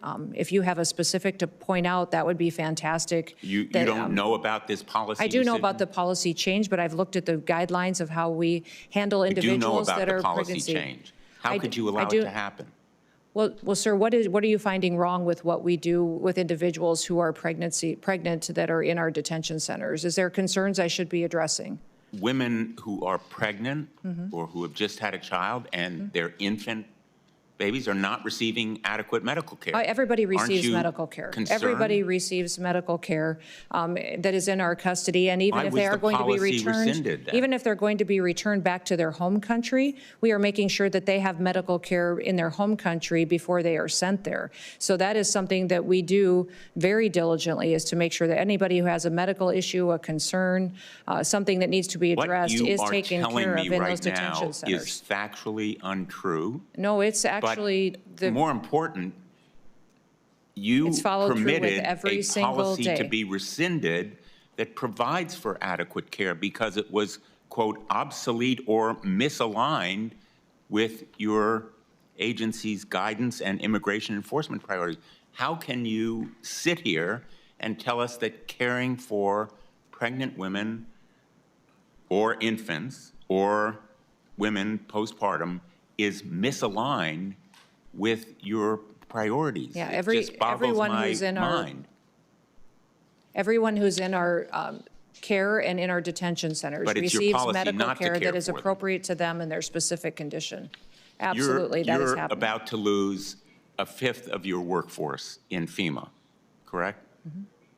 There are individuals in FEMA that are no longer working with us. They may have taken early retirement or deferred retirement. How are you going to meet the needs of our constituents in Missouri or Connecticut, which suffered floods recently? I saw FEMA in action then, as I've seen them over the years. They are dedicated, vigorous public servants. They appear and spend hours and days and weeks caring for people. You're losing a fifth of them, including most of the leadership. What's your plan to replace We've got them? many people in FEMA that do very good work every day taking care of people that are in a crisis situation, that are experiencing the worst day of their lives. The problem is that over the years and under the Biden administration, they failed the American people. You're not answering my question, Madam I absolutely Secretary. am. How are you going to replace a workforce You can't convince me that any federal government agency does a better job just because it has more people. More people does not equal a better job. Better job is accountability to people and making sure we're taking care of them. Or anywhere in the country,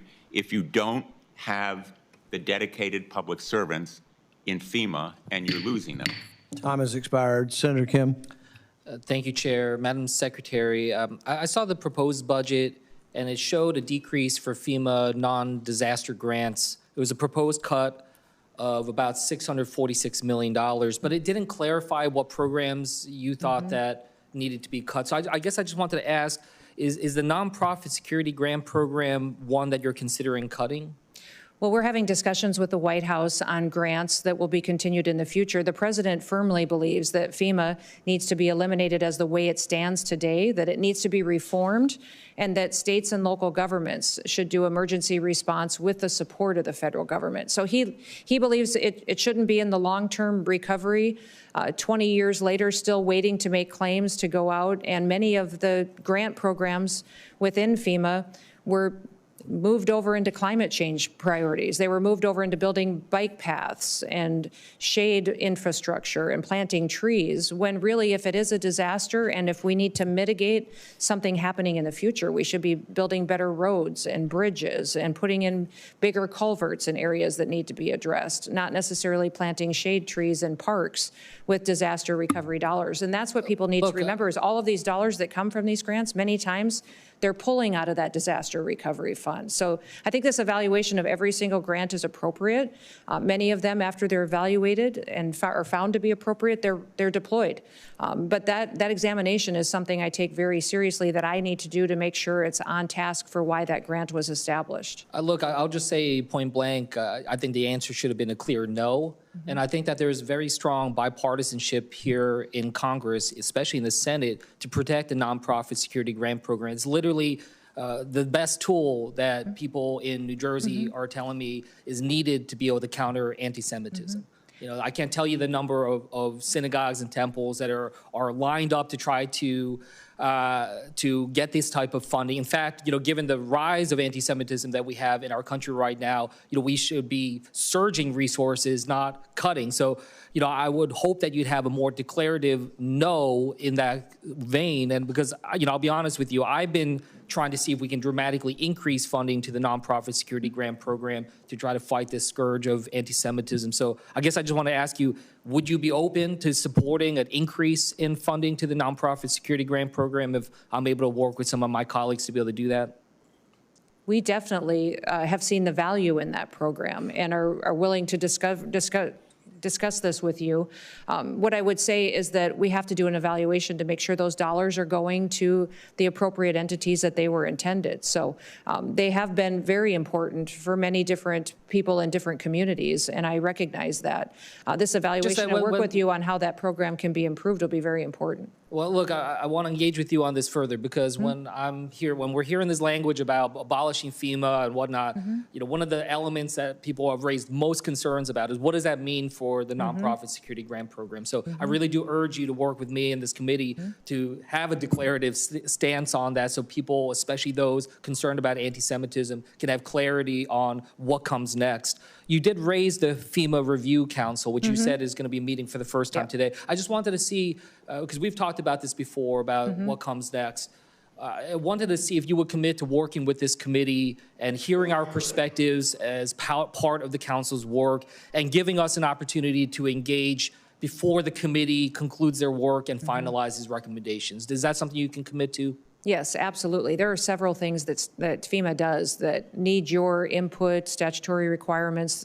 This is a reform process that most certainly will include you in this committee. Yeah, that's something I know we talked about before you were confirmed, and I hope we can follow up on that, because I think it's incredibly important. Everyone here recognizes that reforms are needed. Right. But now the question is just how it is situated, and I certainly have some thoughts I want to reflect from the folks in New Jersey. As mentioned earlier, hurricane season is upon us. Do you have a sense of when the White House is going to announce a full nominee for FEMA administrator? It should be soon, but I'm not going to put a time frame on President Trump and his just, you know, again, administration. we want to have confidence that we have the leadership in place to be able to do this. The last thing I'll just say. We do have a leader in place, and I can connect you with him as well. I'm sure well, I'll make Dave sure we Richardson follow is up, the but it'd acting be good to have that formal nomination. The last thing, and maybe we'll just do this in a QFR, but there has been reports of cuts to the national database tracking domestic terrorism. DHS cutted the funding. I just wanted to ask, is that correct? And is there any way that you could reconsider that and see if we can make sure we're tracking domestic terrorism rise in the country? I can follow up with you on that and get you that information. Okay, thank you, Secretary. You're almost done. You've outlasted everyone but me. Okay. And you don't have to necessarily answer this. You can comment if you want, but I think one of the problems I've always had with discussion of the border is that people who often are conservative and talk about fiscal conservatism, once we start talking about the border, then it's all out the window. So the estimates on the wall, I think, are important. I don't think it's a very conservative estimate. It's more like $30 million a mile as opposed to CBP says 6. You said 12 for current. It's somewhere in there. But I also would say that you're controlling 95% of the border without a wall right now. So that's an argument that maybe you don't need a wall, you need a willpower. And I give President Trump great compliments, you know, for what he's done and what you have done. I mean, 95% of the control, no new bill, no new money. Now, I'm not saying no new money is needed. I think you need more border patrol and you're going to need more money for that. But I think it should be within reason.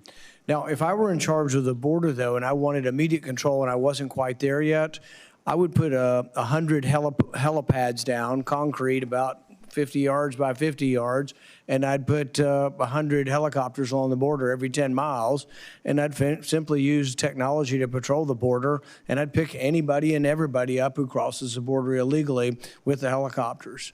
And I think you could do that, and you'd probably do it for $500 million versus $46 billion. So I know the wall has a great symbolic value, but I think we should reassess what both the cost, what we want to do, and how much it costs, since we are controlling 95% of the border.